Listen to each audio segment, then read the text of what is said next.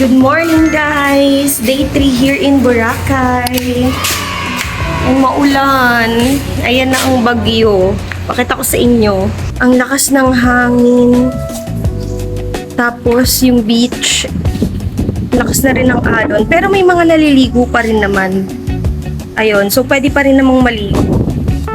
Kaya lang ang lamig guys. Baba muna tayo. Mag-breakfast muna tayo. Tapos after breakfast, tsaka na lang kami magde-decide if maliligo kami dito sa beach or dito sa pool area na lang. Let's eat!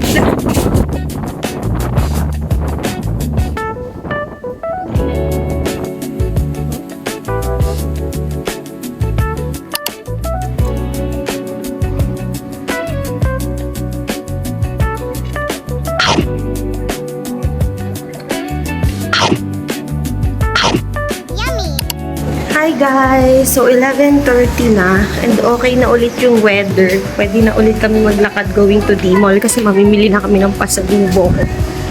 Okay na yung weather. Medyo mahangin pa din pero umaraw na siya. Ayan. Ang ganda na ulit ng weather. So may mga naliligo na dito sa pool. Punta tayo sa D-Mall para tayo ng pasalubong. Let's go!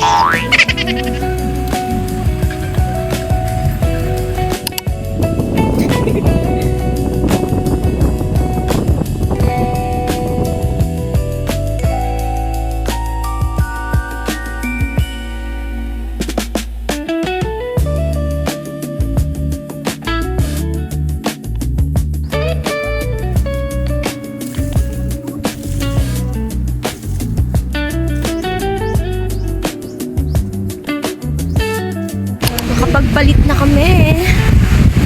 So, naglalakad na ulit kami ngayon. Papuntang kung saan. Hindi namin alam. Basta gusto lang namin mag-merienda. Kain na naman. Harbor yun, ma.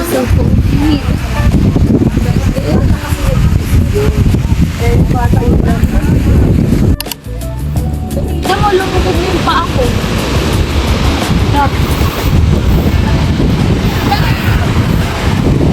Tatagos kayo niya sa San Pedro na. Sige, para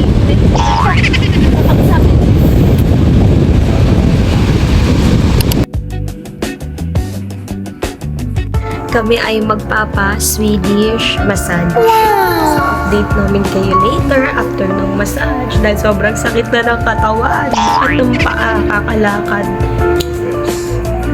So, update namin kayo. Then after massage, tsaka dinner. Okay.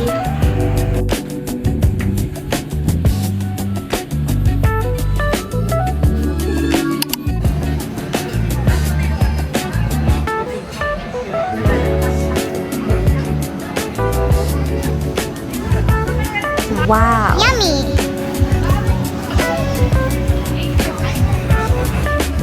Hostess.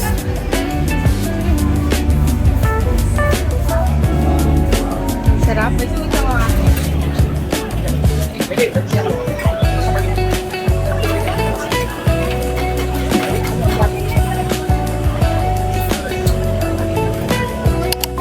Guys, we're done eating. Nandito na ulit kami sa hotel. Nandito kami sa harap. Tambay lang. Ay, grabe yung massage.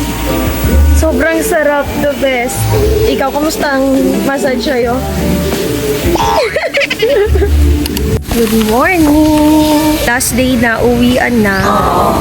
Ang aga namin, 6:30 pa lang ngayon. Pero kailangan na namin mag-check out kasi 9 AM yung aming flight. Maaga yung nakuha naming flight. Goodbye Boracay na. Ang ganda pa naman ng weather today. Goodbye.